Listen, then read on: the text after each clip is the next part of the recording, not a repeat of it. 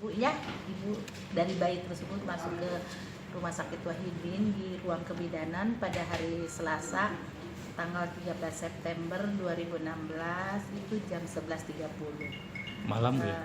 11.30 Ya. siang. Bayi tersebut melahir melalui operasi sesar. Bayi tersebut lahir dengan satu badan, 2 kaki, 2 tangan, dan 2 kepala dengan berat badan 3.470, panjang badan 42 cm dengan Apgar skor 5/7 dengan kondisi sesar. Kondisi bayi Apgar skor itu ada suatu petanda ya kondisi bayi saat itu.